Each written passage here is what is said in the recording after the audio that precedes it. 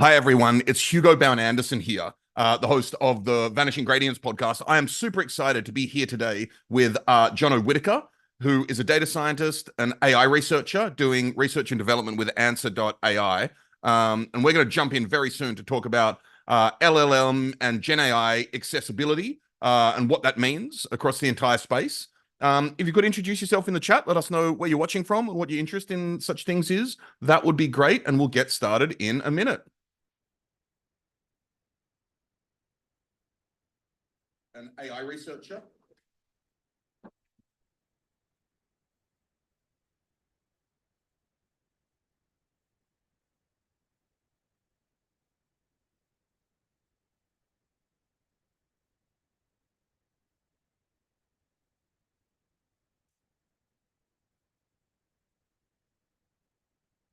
Hey, Johno, why don't we jump in? I'm too excited to not get started. Fantastic. Good morning from Sydney, Australia, and good afternoon to you in Portland, Oregon. Yeah, and hello to everyone else around the place. Absolutely. I have my coffee. I don't have any chocolate biscuits though, unfortunately. Well, yeah, I came prepared. So when our mutual friend Jeremy was on, I heard you guys bantering about the famous Tim Tams, so I had to sample that famous Australian delicacy, and yeah, I Absolutely. think that Well, means we're about ready to do the vanishing gradients. I think so, and I feel like given certain constraints, it'd be great that if anyone who ever came on the podcast had Tim Tam. So I think I need to sort that out. Um, and actually, in the first ever episode of Vanishing Gradients several years ago, I had Jeremy on, and we talked about the great Tim Tam scare of the mid-90s in Australia. Um, it was Arnott's who make Tim Tams. In fact, it was someone. Arnott's needed to do a massive recall. I can't remember what the details were, but someone had poisoned some packets that were out there in an act to demand something from Arnott's and the government at the time, I think. Oh my So goodness. yeah, there were no Tim Tams available for some time for all of us. It was a national crisis. So I'm glad that you have untampered, untainted Tim Tams today, and the classic variety as well. The Yeah, classic and well, the I hope yeah, not too classic after what you just told me, and I'm glad you told me that exactly. after I've eaten most of the packet. But yeah. Um, so let's jump in, man. I want to hear a bit about your background first, but I just want to let everyone know Jono and I have been speaking a bit recently, and Jono reminded me how hard everything was 10 years ago. And I'm the type of person who can bang my head against the wall and forget context. I'm like, why can't we do this right now? Um, but Jono reminded me that, 10 years ago, if you want to install TensorFlow, how challenging that would have been. Not necessarily that TensorFlow has changed that much, but, all jokes aside, if you needed data 10 years ago, maybe you go to ImageNet, but you don't have a lot of options. But now with spaces such as Hugging Face, and I don't actually mean such as Hugging Face. I'm like Hugging Face is one of the most incredible wild westy spaces of models and data out there. You can get your high-res satellite data, do everything in a Colab note. You said to me, think ecology and vision models or medicine and multimodal models. So there's a huge kind of range of things we can do now. As we'll get to, part of our job is to stick the pieces together. I think there's probably some Unix philosophy happening in like at some abstraction level, right? Where you're essentially piping stuff. Hmm. And you can't do everything you want to. You've actually got a really nice blog post about how GPT-4 doesn't support function calling and how that would be frustrating. But you can actually pipe it through to GP3, the results through to GPT 3.5 Turbo in order to create your function calls, essentially. And these are the types of nitty gritty things I want to get into. But at a high level, I'd love to start and hear about your background, how you got into deep learning, how you got involved in fast.ai, these types of things, kind of with a view to why accessibility is important to you in particular. Oh yeah, I'd be glad to do that. I also tend to get caught up, right? You so normalized by, oh, we have access to this model, and then suddenly there's like some little nitty-gritty thing. Oh, it's not as good as I was hoping. So I do like the trip down memory lane to say, wait, hang on a minute. If you take a step back and look at what's possible now versus 3 years ago versus 10 years ago, it's really crazy. Well, it Some does it mm, does remind me of two things. Of course, there's the XKCD that you shared with me, right? Which I'll put in the chat at some point. But it's the one which says when a user takes a photo, the app should check whether they're in a national park. Then the other person says, sure, that's an easy lookup. Give me a few hours, and check whether the photo is of a bird. And then the person at the computer says, I'll need a research team and 5 years, right? mm, So these are things that back then, but now seem obvious to us, right? Um, right. there's also, I can't remember whose it was, but someone has a comedy bit where they talk about being on the plane with the internet for the first time, and 5 minutes in, the internet stops working, and the person next to them says, "Why isn't the internet working anymore?" As though they've had it their entire life, right? Um, Yeah, yeah, exactly. Exactly. So to go back to that earlier time, yeah, my background, let's see, fresh out of high school, I was a computery person and a technical person. And that was enough for a friend of mine who worked as an ecologist to rope me into some of her projects. She needed someone who was not afraid of the computer. And so pretty quickly I was thrown into the deep end of like ecological modeling and trying to analyze satellite data. And so this was circa 2013, 2014, on very slow Zimbabwean internet on a very slow laptop.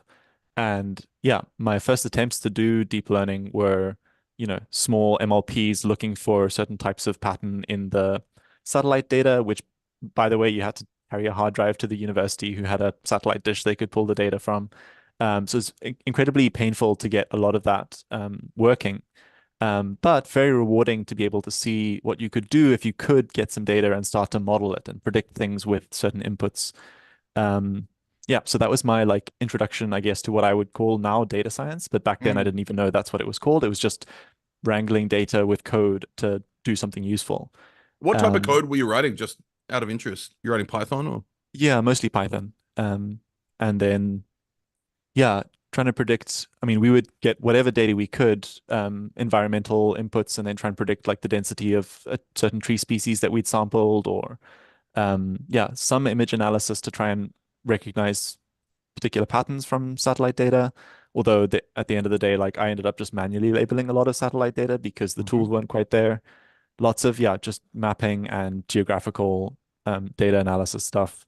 So I kept that up through university, but I studied electrical and computer engineering. So the ecology and the modeling stuff just stayed as a bit of a side thing, until, yeah, towards the end of my degree, I started doing some work helping to teach a course on data science. And so that was a lot of what we now call like traditional data science, logistic regression and random forest, very much focused on the tabular data on business applications. Um, and one of the interesting constraints of that course was that it was for the African Leadership University, which was a university based in, I think they're based in a bunch of countries actually, so they're kind of a distributed campus. But one of the requirements for the course then was that we try and use contextual data wherever possible. Um, and that was extremely hard. So that was like, oh, how do I find examples for classification tasks, examples for regression tasks? And if you go and look for that, all the teaching material is NBA players in the US or, air conditioning efficiency in France. Finding African data was incredibly tricky to be able to, illustrate these concepts. And so after that work, the people that I'd been working with there spun off a company called Zindi, which is a data science competitions platform focused on social good, focused on Africa. And one of the big things there was to foster a local ecosystem of people doing data science, and to start building up data sets that people could practice on that didn't feel remote from our lived experience. And I was one of the first people, yeah, helping prepare the data for the competitions and make the baselines, evaluate the submissions, all of the tricky things that come with running a mini Kaggle clone effectively. Don't tell the Zindi people I called it that. Yeah, Yeah, but and so I also I do I'm glad you mentioned that because I've just put the link to Zindi in the chat and I'll put it in the show notes as well. But when you said there wasn't necessarily much data that represented, where we were and things we were thinking about, my mind did go to Kaggle and thinking about representation in Kaggle. Even when thinking about what's happening now, which maybe we'll get to with large language models being scraped on web scale data, how much of that is in English language and immediately, right? And how do we think about the use of these models in places like Zimbabwe or South Africa? So I think that's incredibly relevant. I am interested. Were you in South? So you're from Zimbabwe originally, Yeah. but studied and worked in South Africa. Part of the work I started with Zindi and Ixio Analytics, a sort of friendly company in South Africa, but I carried on the work from Zimbabwe. So most of my Zindi work was remotely done from Zimbabwe. Okay. Yeah. Yeah, and it's one of those things that you don't necessarily notice if you're not in the out group. You know, like if you open up Google Earth Engine or something like that, and the map automatically rotates and zooms into America. Like that just makes sense and is nice if you're in San Francisco. But when you're on the exact opposite side of the globe, it's just this kind of like, oh, okay, everything's sort of like that. Here's this amazing data set. Oh, it's for the continental U US and Europe. Here's this amazing data set. Oh, it's like they don't have any data for half of the African countries because the surveys weren't done or the stats was too small or whatever. Um, yeah, so that was definitely like an early and repeating frustration. Like, oh, okay, it would be really cool. That's why I liked satellite data. Like satellite, the whole globe is usually imaged, and so then you can kind of get around any borders or data filtering that someone does, kind of bootstrap your own data. But yeah, that was a lot of the motivation there Yeah, was. and to be clear, this is something, if I recall correctly, and correct me if I'm wrong, and you know I'm wrong, but has been historical. I mean, European maps. I think the Mercator projection actually shrinks things that are closer to the equator more generally, but European maps generally shrunk the size of the entire continent of Africa. And I think the argument was so that Europeans thought it wasn't as big as it was, essentially. Yeah, I mean, part of that's just it's always tricky to to represent everything on a sphere nicely on a flat plane. But more metaphorically, yeah, you're right. There is a lot of focus of, oh, well, in some sense, why would people want that, right? We should focus on the areas where there's lots of scientists, where there's lots of things, and it's very self-reinforcing because then, well, then you do get more people doing studies on European data because there's more European data, and so then there's more published stuff, Hmm. so there's more scientists, so that, it all just snowballs. Yeah. And So one of also, the goals so of Zindi was to, broaden that. incredible. And I just remembered you can see this. You like when you think about this, you can see it everywhere. One example, I used to live, you might know, listeners might know in New York, and I lived in Harlem for some time on 130th Street. The reason that's relevant is if you look at the subway map on any train or any subway map in the city, and if you look carefully, you'll notice the scale between 10 streets downtown is a lot larger than the scale uptown, right? Where there are predominantly African American, Dominican communities in Morningside, these types of things, but all of it is squashed up there. Now, of course, there's another argument that there's a lot more foot traffic, a lot more stuff happening downtown as well. But you can notice these things once you realize them, I think. Yeah, yeah, definitely. So what happened next in your career? Okay, right. So working at Zindi, I was doing a lot of the early competitions were more like tabular data. As we'd introduce new modalities, that was a really good learning opportunity. I have to learn a bit of NLP because we're doing a language-based text classification challenge. And then sometime early on, we did a pothole, identifying whether a dash cam footage of the road had potholes or not. Again, nice local data set that we'd managed to source, I think. And there was a guest person presenting a starter notebook at like a kickoff event, and he did it in fast AI. And so that was my introduction to, well, introduction back to deep learning. So the previous time I tried it, it was, TensorFlow 1, huge pain, conflicting, like couldn't get it working. And then I checked in every now and again, like every year or two, oh, let me try this deep learning thing again. It's still really clunky, the models, it's all tricky. And so then seeing this fast AI notebook that was like very, very easy. It ran in Google Colab, which was also, I think, something I was quite new to. Like, oh, cool, I can get access to GPUs for free. Don't have to mess with accounts. Don't have to use a credit card, which a lot of people don't have. Um, we could just try on a fancy GPU in the cloud, train a model in like half an hour. So that was pretty mind blowing, and that kicked me into diving into that and getting really into. I watched the Fast AI course, and it wasn't too long after that that everyone else in my like consulting organization was like, "Oh, John is the deep learning guy now," like shoveling all of the like deep learning image stuff my way while they focused on the tabular side. So yeah, I became the deep learning dude for a little while. And then Cindy did a lot of image recognition and classification and regression challenges. So that was fun. Got to pull in some of my old geographical side and do some satellite data competitions. And then yeah, probably around 2020, after a few years of this and that, also doing other random bits of consulting, I kind of said yes to too many projects, and then burnt out a little bit during the early days of the COVID lockdown. So my solution to that was take a full break. And then my way to get back into coding was to do kind of creative coding, making pretty visuals and shaders and starting to tinker with this new thing that had just come out, which was Clip. So OpenAI released DALL-E and Clip. Mm. And some people started to figure out, hey, we can use this model to optimize a GAN and steer it with text. And that got me hooked, yeah, doing AI art, started doing some courses on it. That positioned me later to be, kind of ahead of the curve on diffusion models. Started to, yeah, wrote a few courses on those, worked with Jeremy on those, and just snowballed into like the generative side of things over the last couple of years. Amazing. So for those who haven't heard of Jeremy, it's Jeremy Howard who ran with Rachel Thomas, fast AI and worked with Johno, and now they've started a new venture together. And maybe you can just tell us a bit about that. And that's something we may dive into later as well. Right, yeah. So currently, as of the beginning of this year, myself and another group of researchers with Jeremy Howard are working on R&D at answer.ai. So answer.ai is a different research lab. We're not working on any immediate products, not chasing any immediate trends. It's more like stepping back and asking the question, like, what is this AI stuff, this deep learning stuff good for? And treating that like a research question and one that will take a number of years to fully answer, and one that might have many, many different answers. Yeah, so it's a really fun place to be.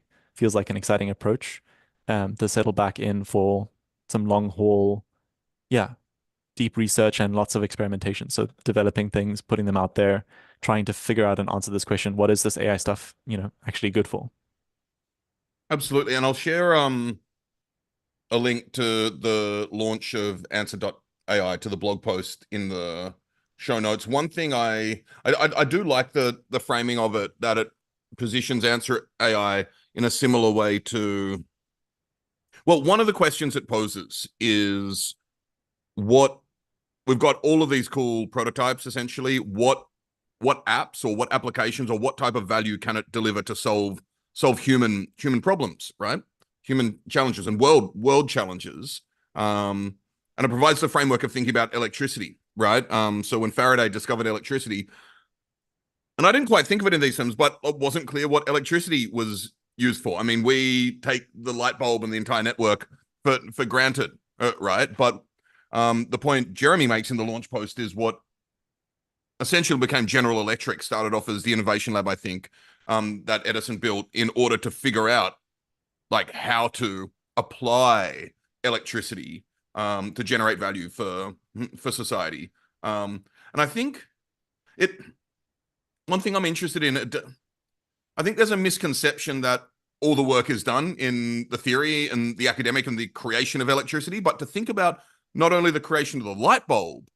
This is something Eric points out in the second blog post on answer.ai that I'll link to as well. It isn't, you think the invention of the light bulb, the creation is fascinating after the existence of electricity. But if you think about then, no, we need all these networks of electrical cables, not only in a house, but spread through a society, quote unquote, load balanced in a variety of ways, whatever it may be, right? And figuring out what these principles are for generative AI is not non-obvious at all, right? Yeah, yeah, and I mean, like a lot of that is very multi-tiered, right? So you have to have people tinkering and figuring out the initial ideas, but then you also have to have, like you said, the infrastructure layer, making it easier to try stuff or making it, distributing, bringing the costs down, that suddenly something becomes viable that wasn't.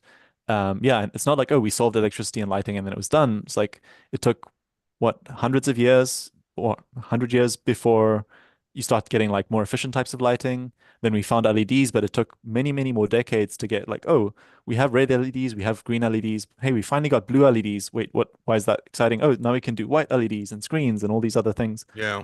And people are still innovating today. Like, oh, now we can make them really small so we can, do VR. Yeah, and so at every stage, if you can like make something cheaper and easier, or find a new building block, like a new trick that we can make electricity do, it opens up this whole like big cascade of downstream effects. Yeah, so it's fun to think about what AI is like. It's currently in the lots of hobbyist people and lots of niche applications, but like, what does it Mm, take to spread that out, and then what kinds of cool things can you do with that? totally. And to think what already exists that's necessary for this to actually work. And what I mean is, like, of course, all the algorithms, all the data, all the compute, all of these things are super important. But, products that have evolved like elastic compute, right? Like without that, perhaps we couldn't be doing, I mean, a lot of startups, most startups I've worked for probably wouldn't exist without the advent of elastic compute, right? But there's a huge convergence of a lot of different things happening here. Right, right, exactly. And I think one of the things that you were excited for us to talk about is to kind of try and picture how that's happening now, and even where that's going. Because Exactly. it does feel like every year, every month at this stage, those bits and pieces get better and easier and fun to slot together. Yep. So I want to jump into thinking about how we can make these tools as accessible as possible. But to set the stage for that, I want to know why accessibility is particularly important to you. I mean, I think it's important to all of us collectively as a culture, but what part of your story makes you want to come on and have a conversation like this? So, I think a friend of mine asked me recently, someone I'd worked with on image models, and he said, "Why are you excited about LLMs? Like, why are you going on to answer and broadening? Isn't it so exciting, this text to image space?" It's like, yeah, that's really exciting.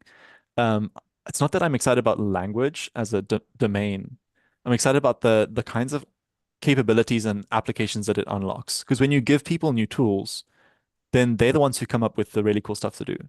And so if we go like maybe back down that history that we were talking about earlier, um, you have different like phases that unlock different amounts of capability. And so an early one might be you have a very specific domain. You gather lots of data for that domain, either tabular data or one specific task. And you train a model, or you fit a curve somehow that requires a lot of domain expertise, and then you get something that does one job.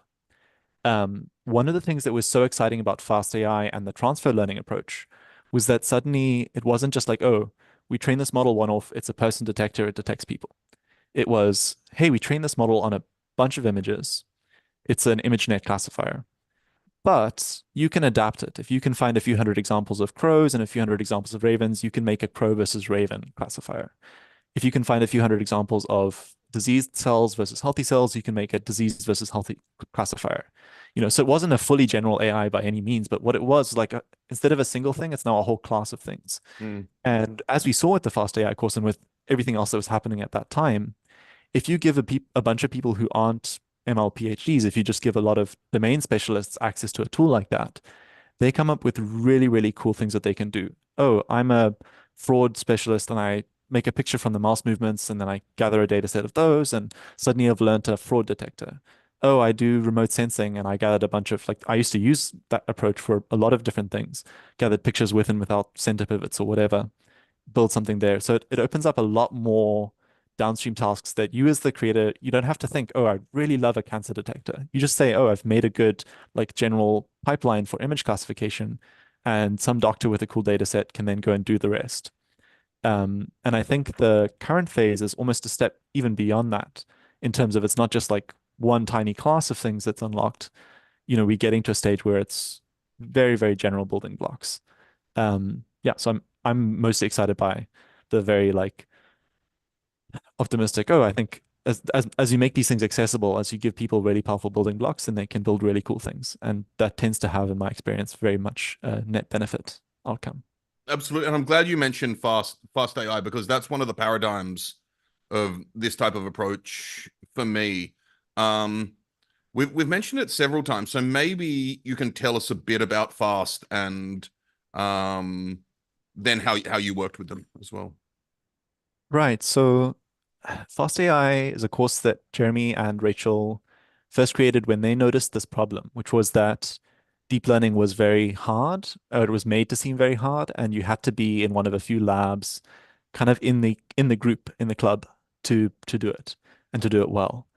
And so they created a library and a course that introduced people to some good techniques, focusing, I think, on this idea of transfer learning, where you learn some general thing first from a large amount of data, and then you adapt that for some specific domain. Yeah, and so that was how I and many others got my start in deep learning proper, was watching Jeremy take us through the first lesson where you build a somewhat close to state-of-the-art image classifier. Then you dive into what's going on behind the scenes. How does it work? What is this optimization thing that we're doing? And then there's often a second part of the course, which is a lot more technical, diving into building a deep learning library from scratch, or like how does one make something like fast AI? How do you do research? Um, and so, yeah, my involvement is very small compared to the legacy of many fast AI courses, but on the most recent one, because I was kind of up to date and making tutorials on Stable Diffusion, I got in touch with Jeremy and we started basically trying to teach each other and bootstrap our understanding of diffusion models. And the Fast AI course part two, the first one's called Practical Deep Learning for Coders. The second one is informally known as Impractical Deep Learning for Coders. We just did a really deep dive into, yeah, what does it take to build diffusion models from scratch and to do research along the way, test ideas, build up an infrastructure for yourself to quickly iterate and experiment. Yeah, so I had a lot of fun helping to create that course and seeing that go out into the world. Um, yeah. Amazing. And I've I've taken the fast AI course many moons ago, but something I really this speaks to a lot of the points you make. I think part of the vision involves kind of four pillars of education, software, research, and community. And it all started with the premise of education, is my understanding, and accessibility and democratization. I think, Jeremy and Rachel would have said something along the lines of like only a sliver of society is able to even build these models, let alone use them. But the fact that you mentioned that your first interaction was somebody in a notebook using fast, and the fact that a package and framework came out of it as well speaks to the software component, that people working with TensorFlow and PyTorch couldn't really do what they needed to. Jeremy couldn't teach it in the way he wanted to, so they built a library specifically for the course, but it was production grade and actually beat a lot of other enterprise grade packages in a whole variety of common benchmarks and these types of things as well, right? Right. Yeah. And I mean the software is really cool, and it's great in that it packages a bunch of good defaults and sensible approaches together. But I think also, it's not just education like here's how to do it or here's how to do it with our library. I think the more interesting part of that education was just that this is possible at all. Like Yep. telling a whole bunch of new people like you can do this. Like look how easy it is. It's 5 lines of code, and then unpacking it from there. Yeah, so it's interesting to think about. Like I think it was very powerful for the fast AI library, and I'm sure some people still use that. But what was really key was showing a lot of people like, oh, you can do this kind of stuff. You can build this. Yeah. And also to the point that we are making earlier about generative AI, which we'll get to, kind of the connecting all these different things.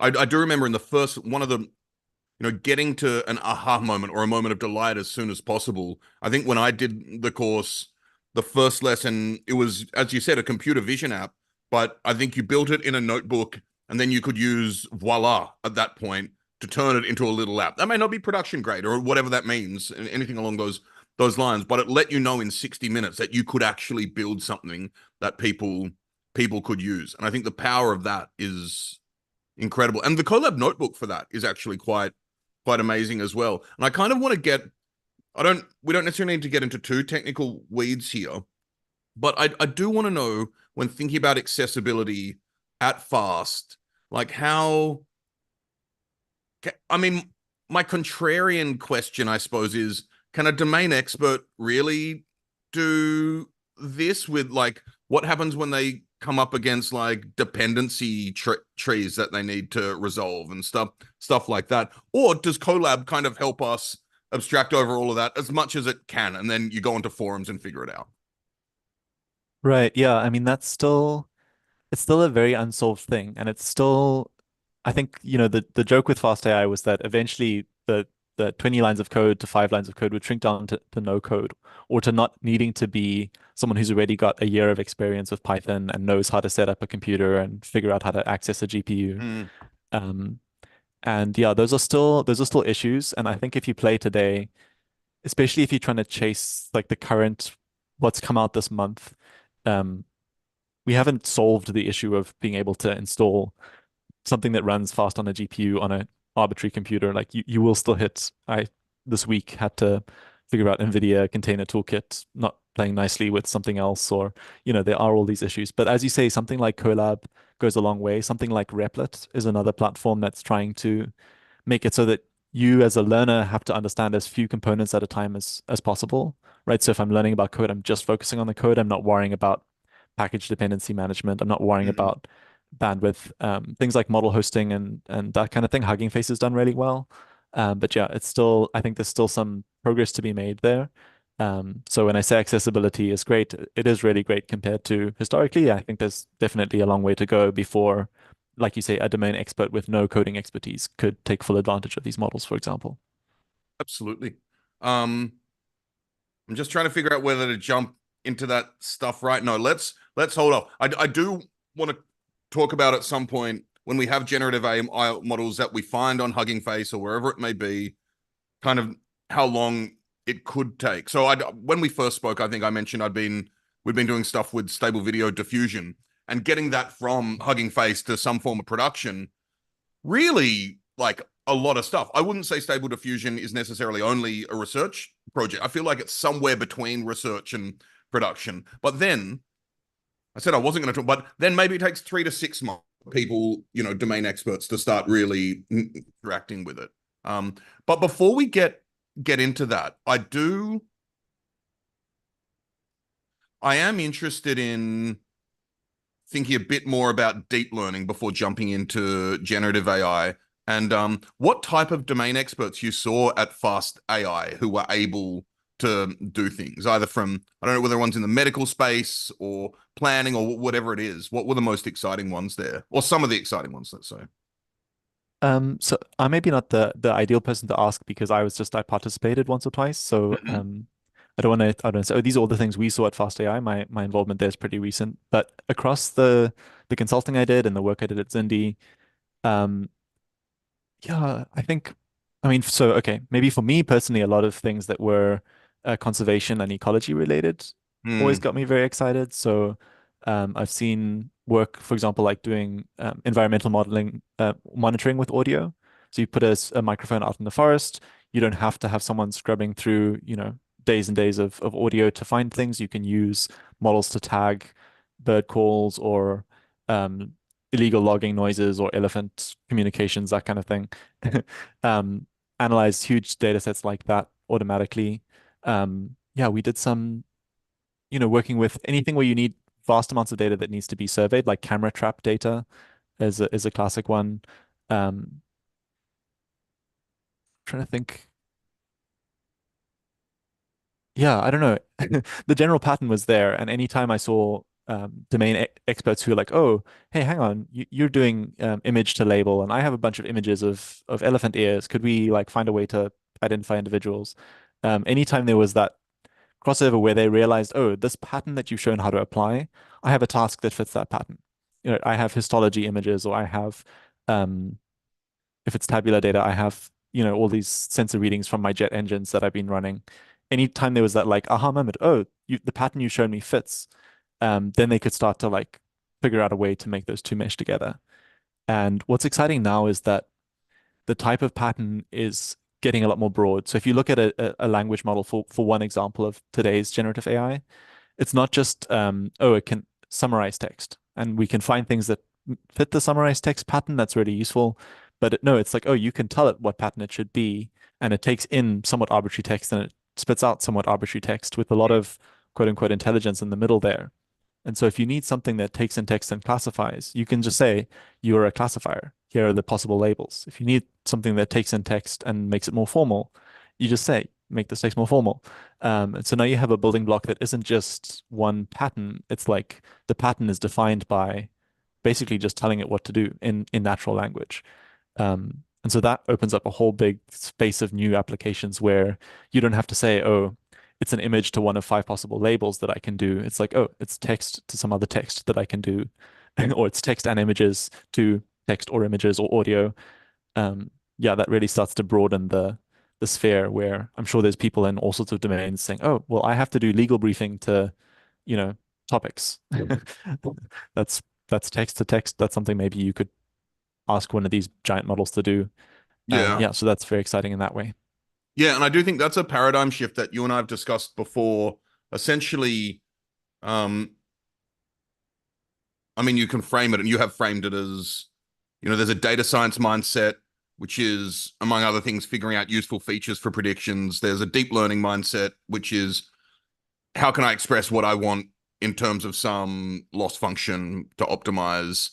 And then there's now the generative AI mindset, which is combining atomic units essentially and figuring out how to build the application you want due to those. And I do want to get into the generative AI mindset, which you've just hinted at. I do want to know that before that, though, with deep learning and data science, with the domain experts you've worked with and seen, do they, in terms of making these tools accessible to them, do they still need you, or are they able to do most of the work themselves? And if so, what type of skills do they need? I presume, scientific thinking of some sort. For some definition of scientific thinking, understanding certain things about data generating processes, whatever it may be. I'm not necessarily thinking like Borel sets Mm. and whatever and Poisson distributions, but understanding, and that comes from domain expertise. Do they need hacker skills as well?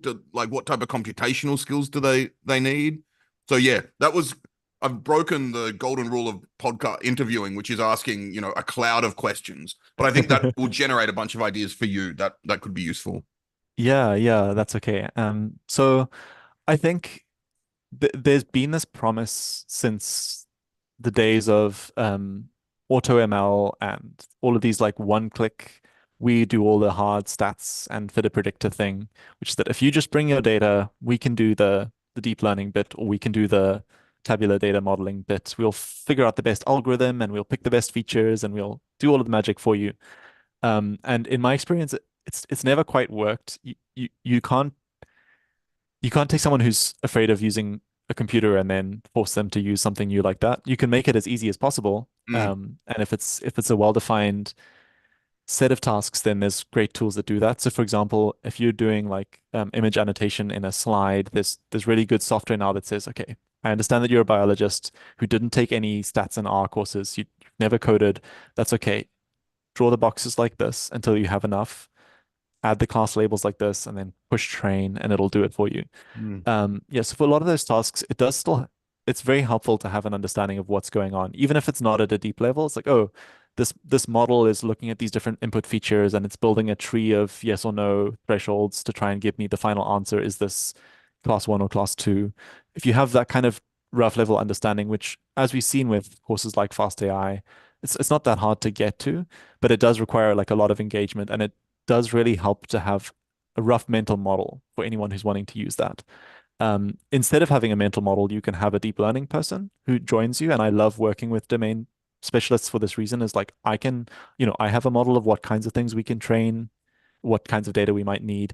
They have a deep model of what questions they could ask and what's even possible. Like they've manually annotated lots of data, so they know what tasks are doable. So you can have that collaboration. But yeah, historically, at least it's been either if you're a domain specialist, you have to engage enough to have, oh, I can run the tools, I can copy and paste the example code. I need some familiarity there, or you need an in-between, a person who can go and write the code. mm. Yeah. Great. That's super, super helpful to reason through this stuff. I'm It now it's interesting to think. So then, sorry, I know you didn't want to dive into the no, generative side just yet, no, but let's do. No, I'm ready. I can't right. wait anymore. So the language there was, oh, I need to run scikit-learn, or I need to make a PyTorch data loader with my images. That's the kind of tricky stuff. The language that you interface with something like GPT-4 today is actual human text. It's like English language. It's not code language or anything else. And so that's one thing that's quite exciting to me is that gap that you needed, I mean, the gap was really high when it was like install TensorFlow and compile this model graph and make all your data in the right format. It was a little lower when it was like, oh, if you can get it into a fast AI data loader, everything else is gravy. It's now like, oh, if you can like copy and paste your data into the text box or put your image up and then ask a question in natural language, you can start to like experiment without a go-between who can code.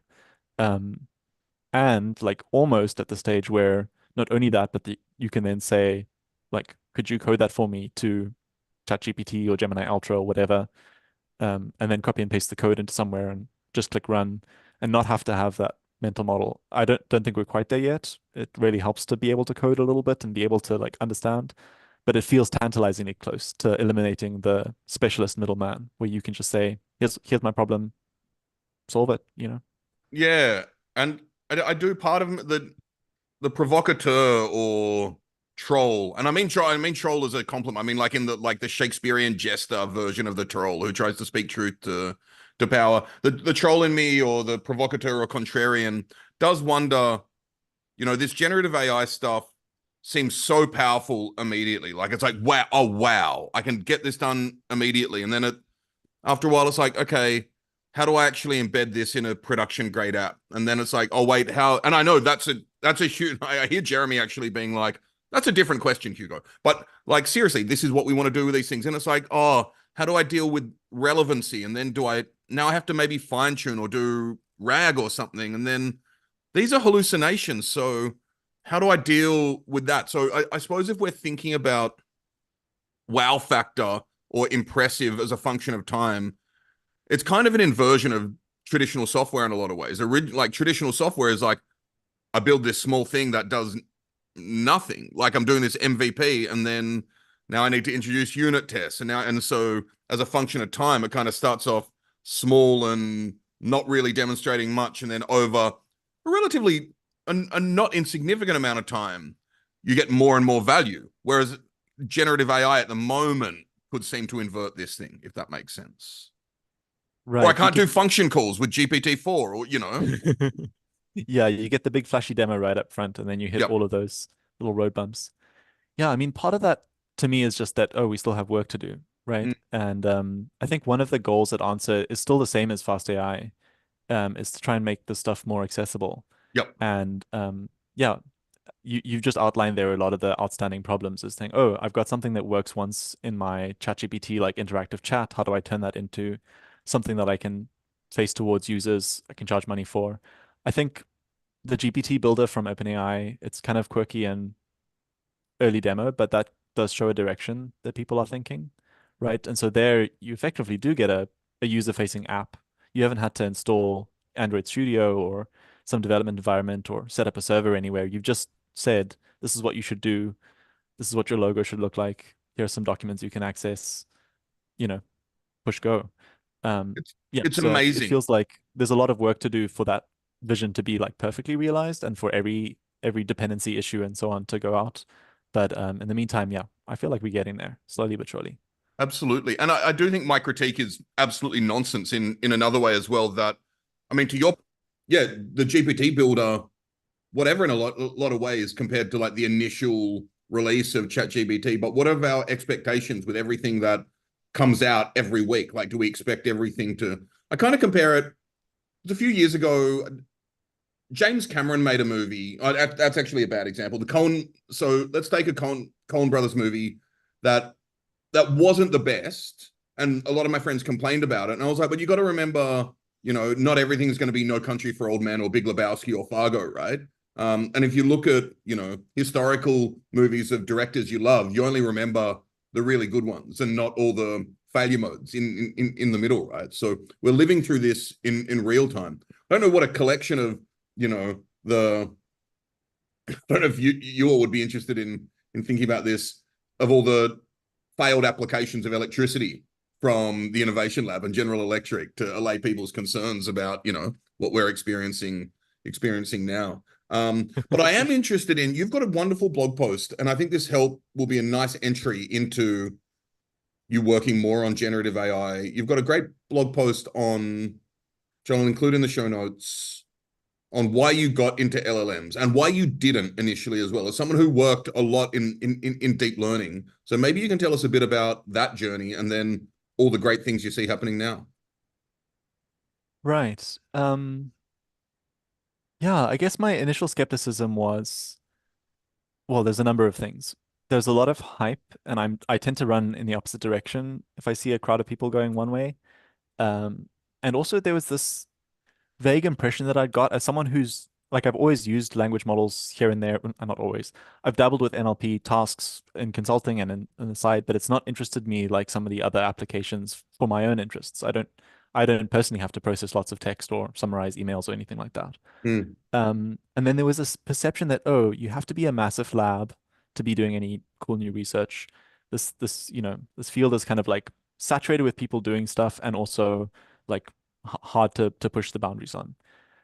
What changed that was partly just starting to look at things and see how janky and badly done a lot of parts are and how much, low-hanging fruit there is still for improvements. And starting to see also beyond the like immediate. I mean, everyone's currently making chatbots. A chatbot for this, chatbot for that. It's like, oh, that's really cool. And I don't want to lose track of the like historical, we couldn't do that before and now we can. That's amazing. But start to see, actually there are lots of other applications too. And there's lots of improvements that you can make, and there's lots of other things that you can use these to enable. Um, so that was my kind of turnaround, was starting to look deeply in, see lots of places where you could make a difference, lots of places where you could still do meaningful experiments at a small scale. And yeah, that was like, okay, cool. I think I could get into this and start building. Great. So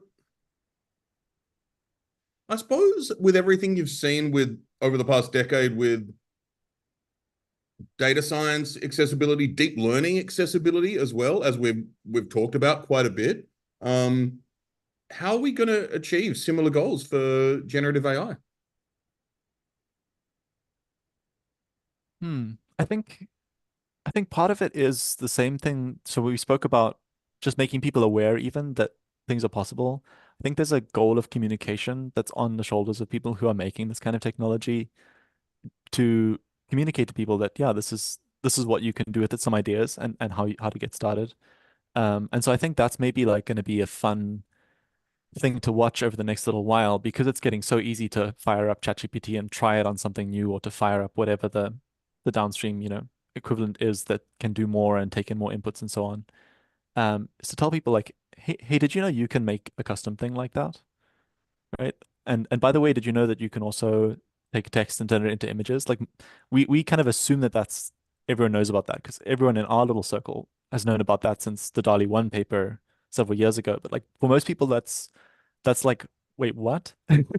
You, like the DALL-E Imogen Stable Diffusion thing is like, oh, maybe I saw a video about that a while ago. It's like completely new. And so I think making people aware of those capabilities. Hmm. And there's a For lot one there's a lot of example, a lot capabilities of now. people, yeah, a lot of people don't know that, I have the ChatGPT app on my phone. A lot of people don't know that I can walk around talking to ChatGPT and interact with DALL-E 3 while doing so, like generate images while I'm walking down the street, essentially, which is Right. pretty wild, actually. Yeah, and even if you're someone who's like maybe like a legacy programmer, you're not chasing the trends, you just work. It Going to someone and saying, "Hey, in your thinking of what you might work on your spare time next, did you know that you can take text and sorry, you can take speech and turn it into text. You can take text and turn it into speech that sounds like a human, and you can do this really fast. Yep. You can take text and turn it into other text and process it with intelligence just by saying what the transformation should be. You can also generate any image you want from a description, and you can take in any image, get a description of that, or ask questions about that. And if someone clicks on it, you can select what they've intended to select with like a shocking degree of accuracy, much better than someone manually going in Photoshop. Like you just start listing these capabilities. Um, yeah, and I think for a lot of people that's like, wait, well, okay, no, but that must be really, really hard. And so it's mostly like a communication thing. And I think that's why, yeah, we do podcasts, we talk about these things, we publish about these things. Like, hey, do Yeah. you guys know there's a lot of stuff a lot of building blocks we can use. And every month those building blocks get more accurate and better and faster and cheaper and easier, you know. So if you can kind of get something working now, it's just going to keep going. For sure. And it is very early days. And I'm glad you mentioned about kind of the reason for being a podcast like this. It reminded my like the first podcast I ever did, I was creating a lot of online courses in Python in particular at the time. Um, and I realized in those courses we were teaching ways of thinking, we were teaching APIs as well, and computational paradigms, abstraction layers, all of these types of things. But something we weren't teaching was really what happens on the ground in the industry and how people think, how people need to think, how to get jobs, all of these types of things. So I think opening up long format conversations, particularly in an era of, you know, TikTok, still not clear for me to me how to repurpose podcasts like this for TikTok, which don't necessarily, you need to that kind of balance the trade-off between still being engaging but actually delivering useful information as well. And it's not clear to me what happens to a civilization when we, you know, have an attention span of 15 seconds. But someone just Cupito just mentioned in the YouTube chat, my buddy at work today was stuck on a Neo4j error and had no idea he could ask ChatGPT. So particularly to your point that, you know, like there's public awareness happening here. I'm glad Capito mentioned this because I wasn't necessarily planning on talking about this, but I do think some of the most value we've seen LLMs deliver is as coding assistants, to be honest. So I'm interested in your thoughts on that, whether you use, you know, Copilot-esque type things in your work.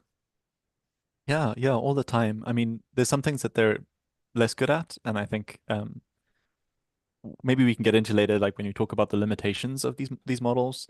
Um, the more central and common your task is, the better they're going to be, and the more obscure and weird and out there your task is, the less useful they're going to be. So for a common language and a common type of error, for example, you'll get a very fantastic, helpful response. If you're doing research code with a new version of a library that just came out or a new idea that is not well documented, then maybe you'll have less use. But maybe, yeah, I do heavily rely on them for coding. I think we spoke about maybe doing some, we called it a live demo in the show Yeah, announcements, but I chickened out and did the actual coding beforehand. But I can show what I did and talk about how I basically wrote none of that. I used ChatGPT or Copilot to fill in the blanks. amazing. Do you want to jump into that now or save it for the end? Well, maybe we can jump to that now, and then we can talk Yeah, about like how where this approach, what its current limitations are, and that sounds kind of thing. perfect. So why don't you share your screen and we'll jump in. Cool. So, for context for this, so we've been talking in like planning the show, and one of the things I've been saying was, yeah, we have all these building blocks now. You can glue them together. It's really amazing. There's all these things you can do.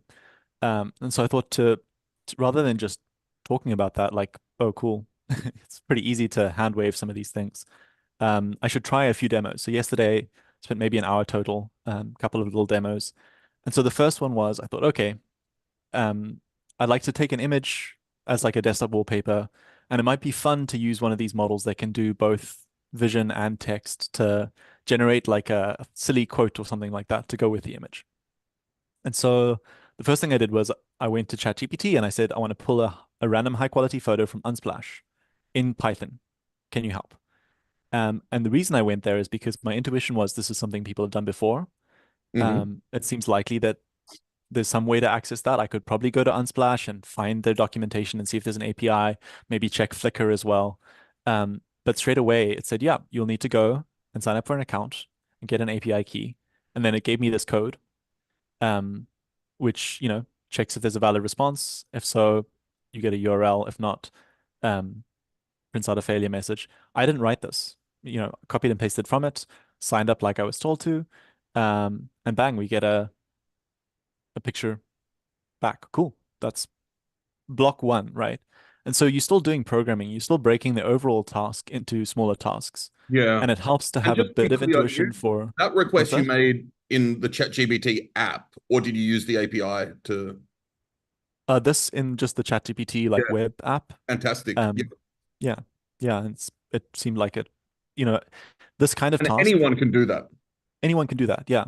And in fact, it'll give you a button to run that on Replit or something like that. So you don't even have to worry about setting up your local environment. Actually, it's Gemini that does the open in Replit, but you can copy and paste into something that lets you run Python or something that lets you run JavaScript, Hmm. whatever the like environment that you're most tangentially aware of is. And then, yeah, I didn't ask it for the full app that it was in my head, although I could have tried in this case. But thinking like, what are the component blocks that maybe are tasks or types of tasks that people would have done before? Step one was getting a photo. Step two is generating the text, or step three is pasting it on. So for step two, I went to the OpenAI's docs. They have nice little quick start recipes. So in this case, I didn't have to ask ChatGPT. They have examples that I can just copy and paste. And they have one that is putting in a question and a URL for an image. So again, it takes knowing that that exists, right? You have to have seen that they have a vision API. They have models that can take in both images and text. Someone Hmm. has to make you aware of that's existence. But once you know that it's there, you can ask some assistant to go and Google that, or you can go find it yourself and, fudging it together. And if I didn't know Python really well, maybe I pass this to the same conversation about the previous step and say, can you integrate this too? Sure, you'll need to install OpenAI, type pip install OpenAI. It can guide you through those little bits there. Okay, and then we get a response that suggests exactly what I asked for, which in this case was a motivational quote to go with the image. We get a motivational quote. Um, and then part three, like I want to stack these two things on top of each other. There's no like AI model required here to do the actual task, but it does need code, which historically would have been like, oh, now you need to learn Python. Please give me code to do this. I have a text variable that has the text. I have an image loaded. It should put the text on the top. There we go. It's not an amazing font. It's not the right size. There's all Hmm. things you could iterate on. But this took, yeah, I think 11 minutes. I set a stopwatch Amazing. going and watched a YouTube video while ChatGPT wrote the code or Copilot wrote the code. And Um, so just to recap yeah. for those listening and not watching, I think we can do this. Oh, You right. you spoke with ChatGPT in order to um get an image from, it was Unsplash or whatever it was, hmm then to create text to put on top, then to overlay the text on the image, all in 11 minutes. And it gave you the code to do that. Right. And, if it's like this is an easy project on the scale of complexity. But I feel like if you weren't sure, you could first spend some time asking what the best way to do this might be, suggest some libraries I could use for showing the images and for overlaying text. Um, you could brainstorm and figure out what those component pieces needed to be. Mm. But yeah, it's quite fun to conceptualize the whole thing and then realize if a block is like a general task, image to image or image to text or text to text that I can use some model for, great, that fills in that piece. And then everything else around that, the fluff, the infrastructure, if I can break it into somewhat simple pieces, I can then ask in natural language and get back the equivalent code, and without too much fiddling, stack it all together. So Amazing. I can show a second example if that seems Yeah, useful. please do. Right. So this is one. Um, we were talking about what good simple demos would be. I was chatting with our friend Jeremy Howard again, and he said, "Oh, one thing is when we record these long videos, it would be nice to get the chapter headings automatically because for a Mhm. 2 hour video, you have to listen through the whole thing. I don't like the sound of my voice. So, okay, that seems like another nice demo. So the overall task is I want to put in a URL and I want to get back a summary and the YouTube compatible, chapter heading list to put in the description. And so for this one, there's several parts. I need to get the video, I need to get the audio from that, I need to get the text from that audio, and then I need to process that text somehow. Fortunately, I know that people like to take audio and turn it into text, and that OpenAI have a model called Whisper that's open source. You can run it locally, or you can find a gazillion variants and different implementations online. So the audio to text part, I know there's a building block for that. For the URL to audio part, it's like I assume people have ways to programmatically download from YouTube. So I Googled, YouTube transcript or whatever, and there was a Hugging Face space, which is nice because that's a demo that you can see the code. Um, could just as easily have asked GPT-4, hey, show me how to use PyTube to download a video into audio. Um, and so, yeah, again, I don't think any of this code I wrote other than checking things at each step. Um, One approach that I quite like is you'll notice this isn't in a single script somewhere. So for those listening, I'm in a notebook.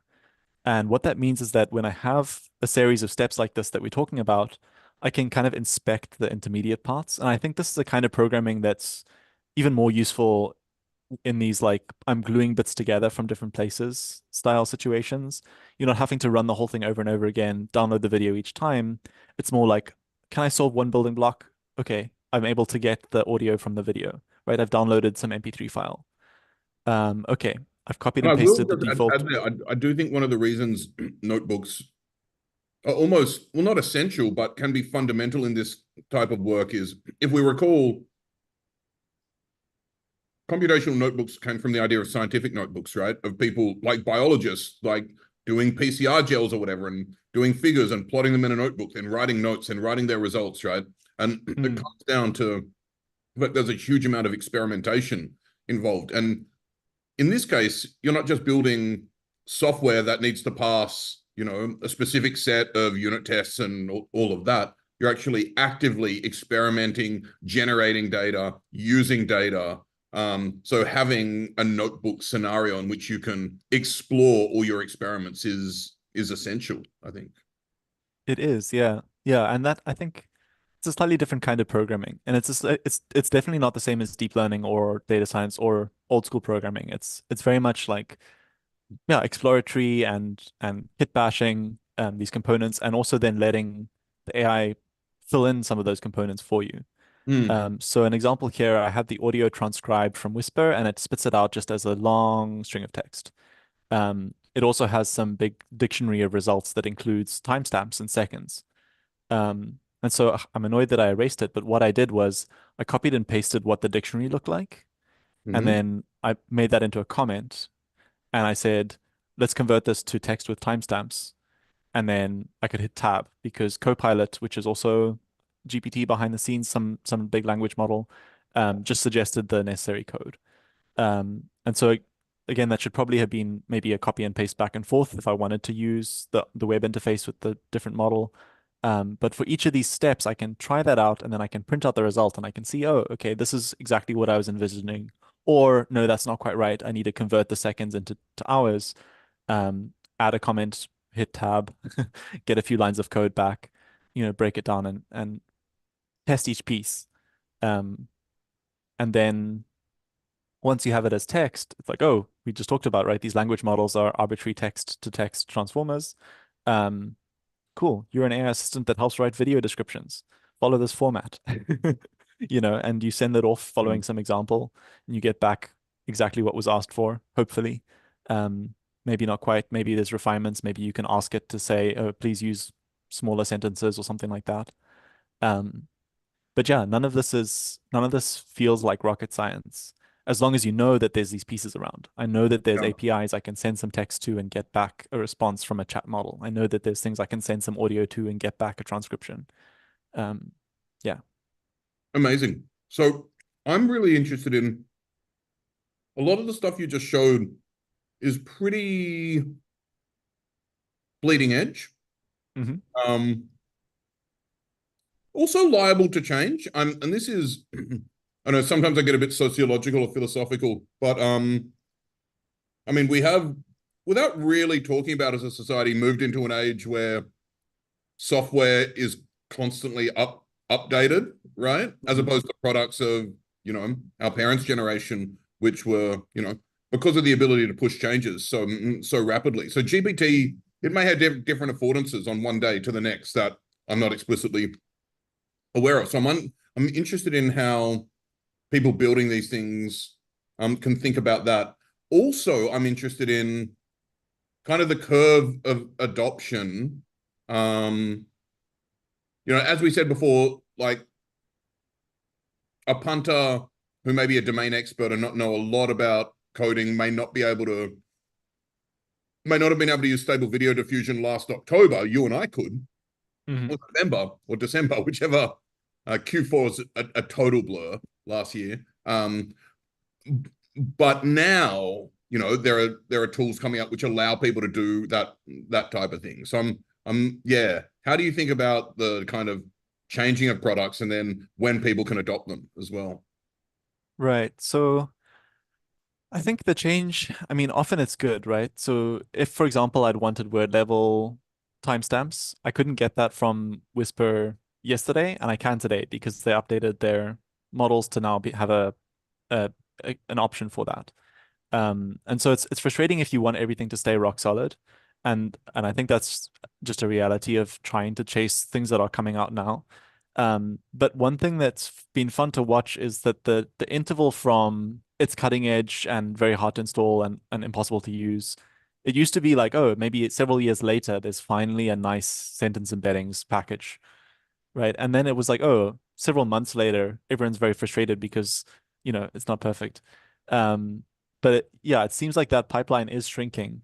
Mm, And so if you're trying to use things that you saw, the paper came out yesterday, yeah, it might be some research code and, unspecified dependencies that's a little tricky to get going. But it seems like it's taking less and less time, especially for stuff that's provably useful, for there to be a company offering that as a service or an easy installable package that does everything for you. So yeah, you don't have to clone GitHub repositories and copy and paste models from Google Drive to run Clip. There's the Open Clip project that has, a very simple API. You don't have to, yeah, worry too much about different model formats or anything. There's, usually like 5 lines of code on a given model card that says, here's how to use this with transformers. Just make sure you've got an up-to-date version of that library. Yeah, so it seems like that interval is shrinking, but it's still, if you're comfortable doing all of that stuff, you can be right at the bleeding edge. And if not, you're lagging, but it feels like even that lag is like a month or two. Really, it's not that bad. mm. And once that does become accessible, it very quickly also continues to improve. So you get text to speech, but it's not that great if you're using open source and it's a little slow. And then like 2 weeks later, someone's written some amazing like distilled version that's a lot smaller and faster, and also it's easy to install and it doesn't need NVIDIA anymore. It just does keep seems like it keeps then bouncing around and having the rough edges knocked off.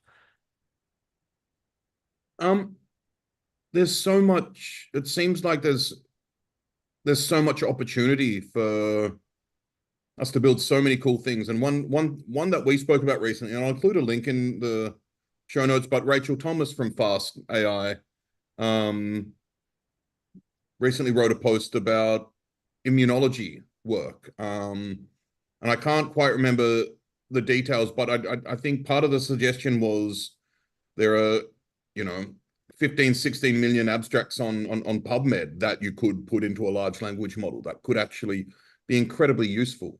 So I'm just wondering either your thoughts on that or what other spaces you see the most opportunity being leveraged here. Right. So, I mean, that's a fantastic example. I'd encourage people to go read her post. But the gist of the one example that she shared there, she talked about lots of things and how the space as a whole is interesting. But one example was you have these different interactions, like this cell type and this cytokine in this environment that, pairs or triplets of features. And so if you go look at a paper, and like you said, there's millions of papers, too many for someone to go through manually, they might say, oh, in this model, we test this thing and it interacts in this way. Um, and that data would previously be kind of inaccessible unless someone went through manually and tagged it. But it's also like not that hard to imagine a language model looking at the abstract and then being given a format and saying, does this mention any types of protein interactions? If so, what is the protein? What is the model? What is the, whatever the like technicalities are? And you can then just set that running, run it on all 16 million abstracts, and then come back to like a nice structured data set.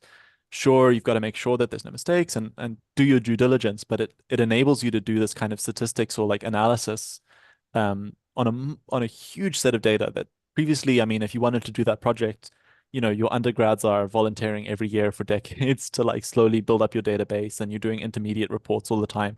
Now it's like, oh yeah, I can go for lunch, um, have it process all of those documents to look for the one kind of thing that I want. Um, Yeah, so that's a very exciting and like a very perfect example of the kind of thing that seems really well suited to what we can do at the moment. So I think this is actually a nice moment to delve a bit deeper into a few things that we mentioned earlier with respect to,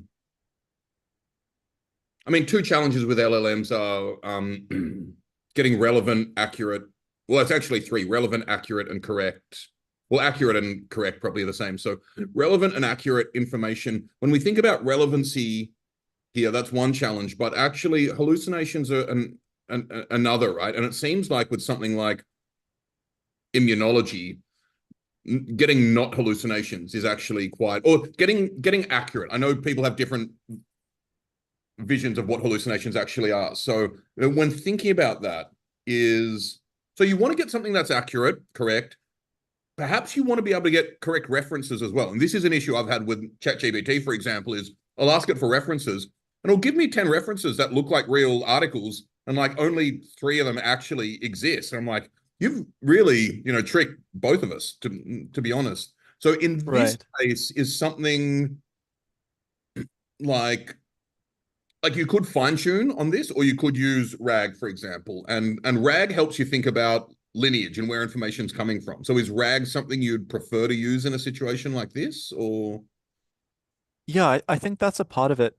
So this is where, we talked about having a mental model for the kinds of things that happen.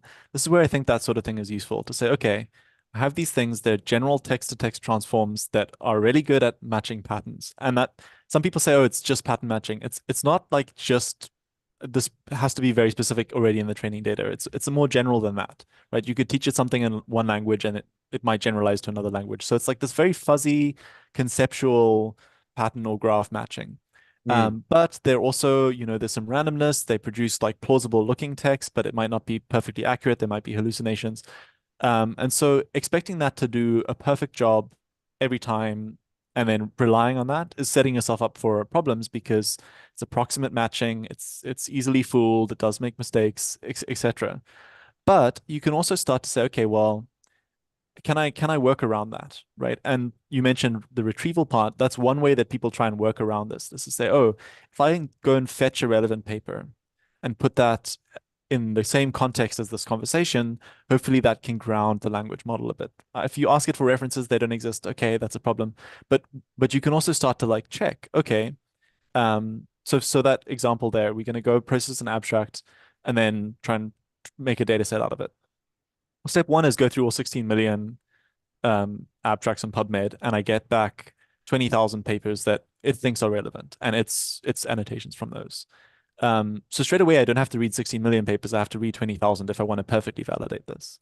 But then I can also go, I can say, okay, let me go ask a second LLM, like, here's the abstract, here's the extracted data. Do you agree this is correct? And I can flag ones that might be incorrect, right? So that could flag for manual review. You can also do things like, oh, it mentions these three things as interacting. Do those three words exist in that document, right? And if so, let me pull out the sentences that mention those words that it thinks are most relevant. And then now I have something I can check where it just says, this interacts with that. We study in mice models and in human models. We notice that it has this effect. And so Mhm. I can review just those three things instead of having to read the whole PDF. So you can work around the limitations by also using these tools more creatively than just, oh, I threw in all my text and I hoped for the right answer. It's like, no, okay, I'm going to structure things right. Like you say, I'll retrieve maybe relevant information. Then I'll run a lot of validation. I'll look at some things manually. I'll see what the problems are. I'll use the model's strengths to maybe process that further and surface some things to review. And that's now we're getting away from the, oh, you just use a building block and it's done, to more like, oh, if you actually want something good, it does help to play and to tinker and to build on, if that makes any sense. Yeah, that makes a lot of sense. I I want to dive in briefly to, there's another change we've experienced when moving to the generative AI space from kind of making deep learning accessible. In terms of making deep learning accessible, you can do it for the most part using, well, all the deep learning packages are open source. Most of the tools around it that you need are as well. Part of this conversation, or a lot of it, has revolved around vendor-based APIs for large language models, right?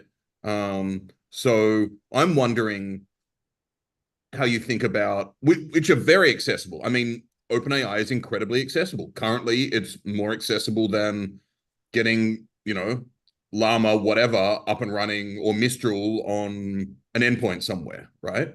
So what are your thoughts about the future of the accessibility of the open source modeling space for generative AI? I I think there's room for all of these things. The nice thing with something like OpenAI is that you can send that query without needing any GPU yourself, without needing any deep knowledge of how to set up environments, and you can get back a response that's fantastically good. But it's also not, you know, because this is a box that takes in text and spits out text. It's this like language model entity thing.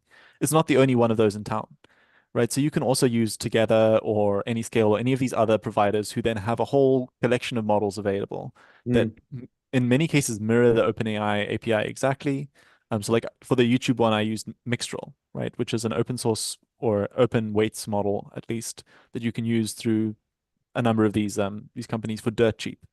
So you can prototype with one, then test on another, and then you can also run that model yourself. It needs a bit more hardware for a larger model, but it's doable. And I think, yeah, if you've been following the open space, and even some of the work like we're doing is like it's getting easier and easier to take these large models and shrink them down and train them on a computer that you could reasonably have in your house. So it's very exciting to see that direction continue to grow. Like I am very glad when I don't have to, rely on some third-party API. But for me, for the getting started, that's still the direction I point people first because they can always switch over later to using an open source model. They can figure out the fine-tuning thing and all the other tricks that one can do. But it's nice to have a starting point that doesn't require anything other than an internet connection. absolutely. And to be clear, like this isn't only for tinkerers. A lot of people who have LLM apps in production that I know, and I presume this, the stories you've encountered are similar in your own work and others. They'll start with something like a vendor-based API, and then eventually fine-tune an open source model on a lot of the conversations with the vendor-based API, essentially. Right, yeah, or iron out the kinks and start to figure out what they actually needed, Yeah, and then they haven't wasted time fine-tuning a model that's not actually the task their users are excited about. Yeah, so exactly. I think it's a nice flow. You get access to really advanced models for really cheap for prototyping, or you can go the hardcore, have fun tinkering route. Yeah, I think that whole spectrum I think everything from like models that everyone trains individually is exciting, all the way up to like just as a general infrastructure that everyone has access to, like electricity, we can all just access a nice big multimodal smart model that can take in whatever data we throw at it and do exactly what we tell it. Um, Yeah. So now I'm wondering, I feel like there's some sort of shift in us needing to focus more on user experience and the application layer, and not necessarily we don't necessarily need to train models in the way that we used to, or at least train the base models essentially, right? And as the space evolves, I mean, the extreme version of the question is, are we all going to become, UX designers and end app builders, or how do you see the importance of this part of the process evolving? yeah, I guess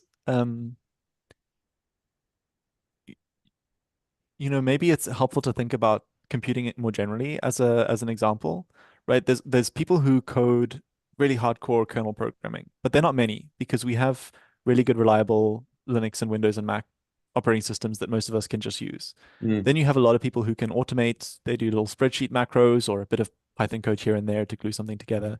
Then you have a lot of people who use a drag and drop website builder to make something pretty. Then you have a lot of people that just interact with computers. And I think we'll get the same thing with AI. I don't think there'll be a future where nobody's training foundation models, right? But I also cool. don't think many people need to do that. And I don't think it's helpful to, for example, we've been trying to think, do we do a fast AI course building transformers from scratch? Maybe that's interesting, but I also think the funnel will be there's a few people doing that, and that's great, and they should continue. We need that layer. But then above that, there should be people, making the building blocks easier and building that infrastructure. And then above that, there should be lots of people, yeah, like you say, being effectively UI designers or at least like the creative task designers, right? Figuring out what building blocks that you can glue together, and then slowly that consolidates down into something more concrete. And then lots more people just playing with those things as users. And because of how easy, especially those upper layers are, it's nice that there's some permeability there. It's not like, oh, you're a computer user, but if you ever want to do any programming, you have to learn assembly language. It's like, no, no, no, there's very, there's spreadsheets that have automation and drag and drop, low code things that help you break that barrier. And I think here's the same, like you're a user, but you can also like ask the thing to do new things and suddenly you've transitioned into like a tier down, you're a designer now of experiences. Yeah, so that's pretty cool. So I'm just wondering whether in deep learning that, as far as I know, there's not a huge like no code space yet, right? Um, I don't know. For a number of years, you've been able to drag a folder of images and get a bespoke classifier back, or drag there's been this promise of like auto train, auto Mm, ML. The issue has been that it's until quite recently been a very niche field of very technical people, so there hasn't been much demand for that. And it's also been in practice tricky enough that even if you did think you could do a low code tool, you might hit some hiccup that required having the expert in anyway. Um, yeah, so it's been there, but I think you're right. That hasn't been the main way people interacted with the deep learning part. yeah. Yeah. But I think with the advent of tools such as ChatGPT and the ability to have conversational interfaces can change that completely. I am just wondering, maybe I'm looking slightly the wrong direction though, if what we're looking for is like Blogger for AI or WordPress or Squarespace or Optimizely, actually, I think is a really nice example of pre-Optimizely doing A/B tests. You needed a whole bunch of technical people on board to do that, including, statisticians, back-end dudes, front-end dudes, and Optimizely made a really nice product where you could run online experiments and get the results without being technical, right? So are these some of the types of things we want to see in the end? Yeah, yeah, definitely. I mean, like one space that excites me at the moment, I don't know if you know Replicate. They're like Yeah, a big fan. effectively a marketplace or an app store of building blocks, right? Everything that's on there you can interact with and test out in the web, but you can also, have that running as a Docker image in minutes, or call as an API and pay, fractions of a cent per inference step. And so stuff like that, stuff like, I mean, Hugging Face is effectively that, although it's also lots of other things, so it's a bit intimidating. But yeah, having these big like collections of things, and then I think, yeah, maybe like what you're describing is something even above that that just lets you, you know, glue them together really easily. But it Yeah. feels like even that glue between getting, one of these coding models to do the gluing for you and make the pain less that way, and with nice off-the-shelf things that you can just hit up the API from whatever your website is, feels like we're getting close to that being yeah, at least the rough pieces are there. Um, I really love that you mentioned Replicate. I'll include a link in the show notes that I've just included in the chat. Um, for several reasons. One, I do think it makes immediate accessibility of using models with no code. Like it democratizes that entirely. Sorry to use a bunch of Mm. buzzwords there, but I think we got the sense. The other thing though, it actually dovetails it brings us full circle to one of the examples I gave was stable video diffusion of requiring, well, first I need to access GPUs and all of that, then figuring out my dependencies, and it takes there's a lot to quote unquote unpack there, so to speak. Um, but when stable video diffusion came out, immediately on Replicate, and Stability AI even linked to it. They're like, if you want to play around with it, do this. But they allowed me to upload photos and generate videos from them immediately, just to get a sense without building everything myself, how to get these things up and running. And it was incredibly useful, um, in order to get a sense of how these things work. I'm glad you mentioned Hugging Face, because I think it'd be great if we could jump into kind of a final demo in a second of how to think about these types of applications. I have one question before that, though, from someone really deep in the space. I'm just wondering if you have any advice for, let's say, data scientists, machine learning engineers who haven't really broken into generative AI yet. What's the skill set and toolkit you'd encourage them to work with the most and develop? I think if you're coming from those backgrounds, one of the strengths you'll have is already having a strong emphasis on like evaluation and like figuring out how well something's doing. I think that's a huge advantage to be bringing in. And so if you're coming into like, oh, I'm coming into this generative space, um, yeah, then then you're pretty well set because you can start to play with these tools, right? You can do the thing that we tell anyone who's beginning, like go to Replicate, go to Hugging Face, try run some of these things, play with the demos. But then you can also start to think like, oh, how do I ch check if this is good enough? How do I compare one versus the other when I get past the like vibes of, oh, this image looks nicer than that one. Can I do that automated? Can I, look at a bunch of things? Can I use another piece as a scoring? Um, yeah, so I think those data science slash deep learning mindsets of like measuring and quantifying how well things do would carry over very nicely. But apart from that, the advice would be the same as for anyone is like just try this stuff out. Like go play with a lot of the tools. Um, and then you start to get a familiarity, like a toolbox of like, oh, I've used this thing before to remove backgrounds. I know that that's a task I can do now, and then you just start stocking that quiver. Um, and then when you need to build something, you've got all those pieces there. And can I ask just on a personal level, what tools you've found most useful and kind of ones that you've had to adopt? Hmm. Yeah, I mean, I guess a lot of my day-to-day usage of these tools myself is either, yeah, it's usually code editing would be would be the dominant use case for sure. But I also use it for like a lot of the stuff around that, right? Like, oh, how do I see which Docker containers are using a lot of space on my drive again? Right, and then what's the command to stop it? Oh, there's an error. Ah, right, you gotta, restart the daemon for all of these like random debugging questions that I would historically have to search through a bunch of places for. I quite enjoy. I do a lot of like random image editing for my own entertainment and making really niche memes for my family. So a lot of the image models that I used to work on are still very much like go to. I really enjoy, going to Playground or DALL-E and generating some funny images and editing them and kit bashing them together. Um, yeah, the language models I use in my day to day a lot for one-off like labeling tasks. So it's kind of meta, but like just this week, for example, like, oh, I want to make it a training data set based on someone else's data set for testing some fine-tuning stuff we're working on. And I'd like to get a feel for that data set quickly and also make a smaller version. Mm. So I can take a language model that's running on my server. I can feed it an example from that data set surrounded by like, hey, you're evaluating this as whether or not it's useful according to these criteria. Boom, boom, boom. It would be a bad sample if it has these features. Dum, dum, dum.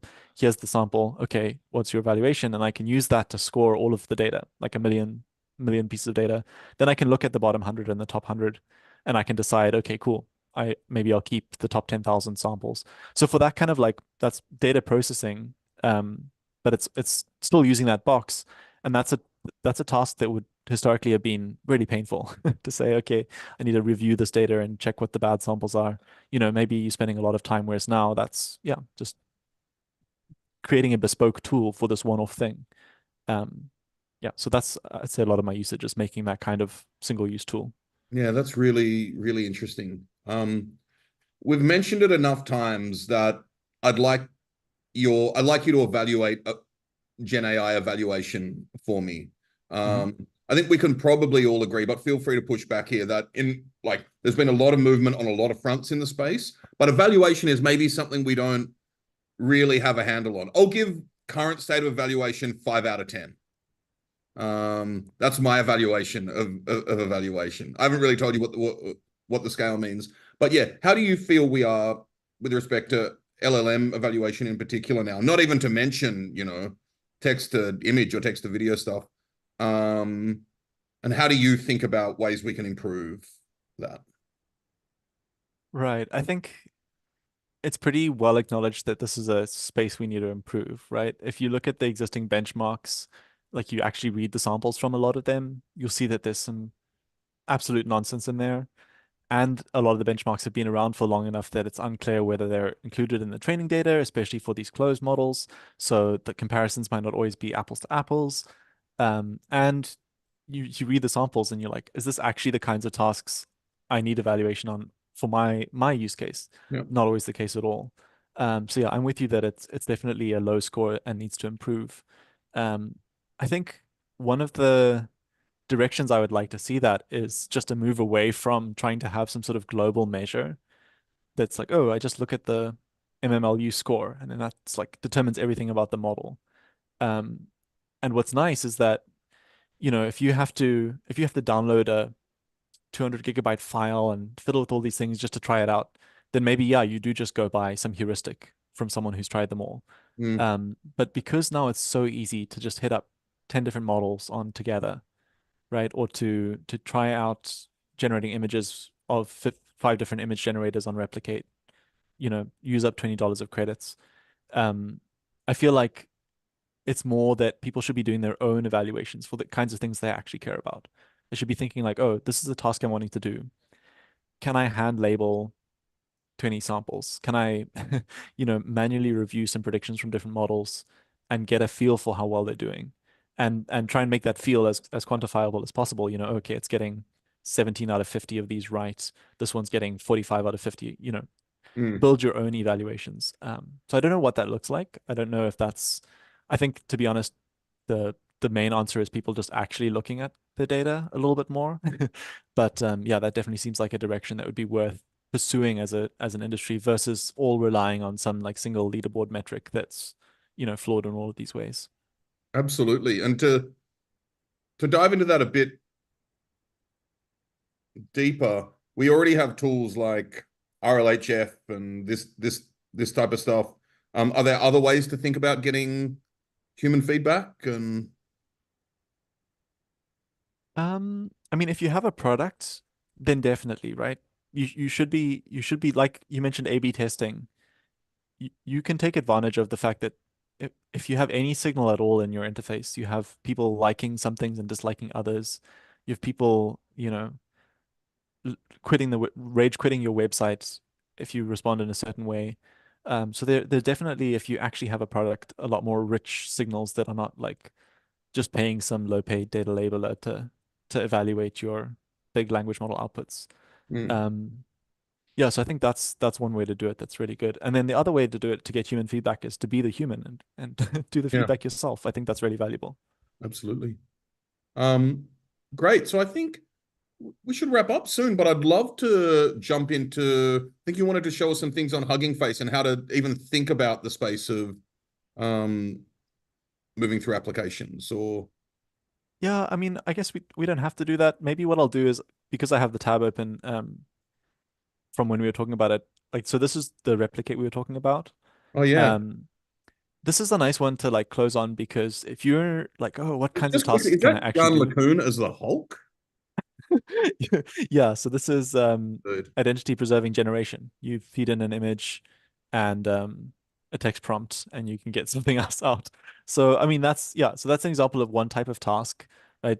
I guess for people who don't know the interface, this is you'll see how to run the code or how to, try it out on the website. But Mm, what I wanted to show was if you scroll down this page, and you'll see a similar thing if you look at like trending spaces on Hugging Face or trending models, you start to realize the kinds of tasks one can do. Um, oh, there are models that can take a corrupted image and produce a restored image. This is great. Maybe I can build a nice little thing for my grandma to like go through her photo albums. I need another model that can like crop out the relevant bits and then I restore them and then I make a nice picture frame. Oh, there are models that, take in an image and produce a caption. What can I do with that? Oh, there are models that take in a low quality image and produce a high quality image. What can I do with that? So it's quite fun to just come and browse, see what people are doing, see what popular models are. Um, and then yeah, that's like I think if you go to Hugging Face trending spaces, or see what the like models of the week are, you'll see something similar. Lots and lots of different tasks that people are playing with. Um, and that's a good way to start building that inspiration to say, oh, hey, I didn't know that you could put in text and an audio of me humming and I could get an orchestral sound back out. But apparently everyone's excited about Facebook's music gen model that can do that, and you start to unlock these little boxes in your brain that say, oh, that's a task I can do now, or at least yeah. hypothetically. Yeah.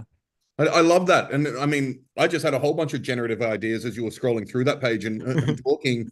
But also this brings us back to the problem, well, the challenge of public awareness, right? That just getting it out there, spreading the word that all of these things are possible, is one of the Well, most I important mean, things we can do.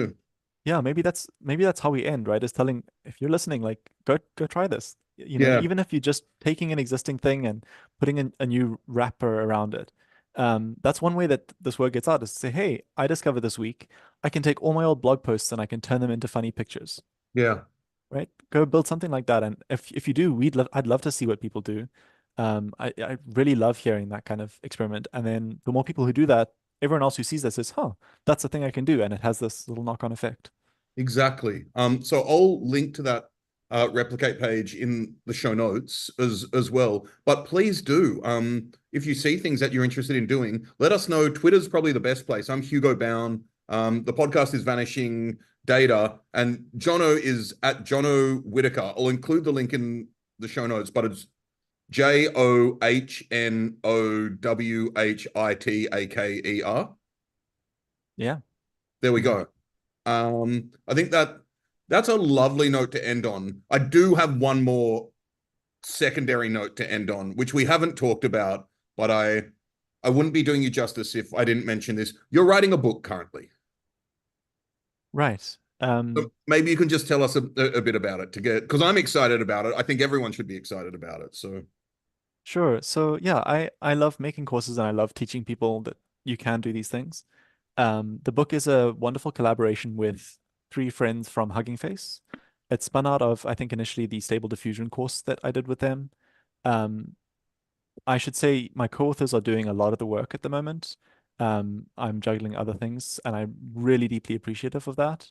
But we've all contributed our own little inputs to the book. The book is hands-on generative modeling, um, covers a bit of language modeling, a bit of diffusion models, a bit of everything. Yeah, and I think it's a really great reference for people who are excited about how these things work under the hood, but from a very practical, what is this? How do I use it? How is it made perspective, as opposed to a very theoretical, bottom-up approach. So yeah, I think it's an early release now. You can find it on O'Reilly.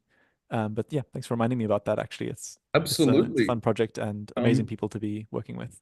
I'm sure, and I'll link to that in the show notes as well. But yeah, I love that as a call to action. Have a play around, and ideally let us know what you come up with. It'd be really exciting to see in any projects that you develop out of this.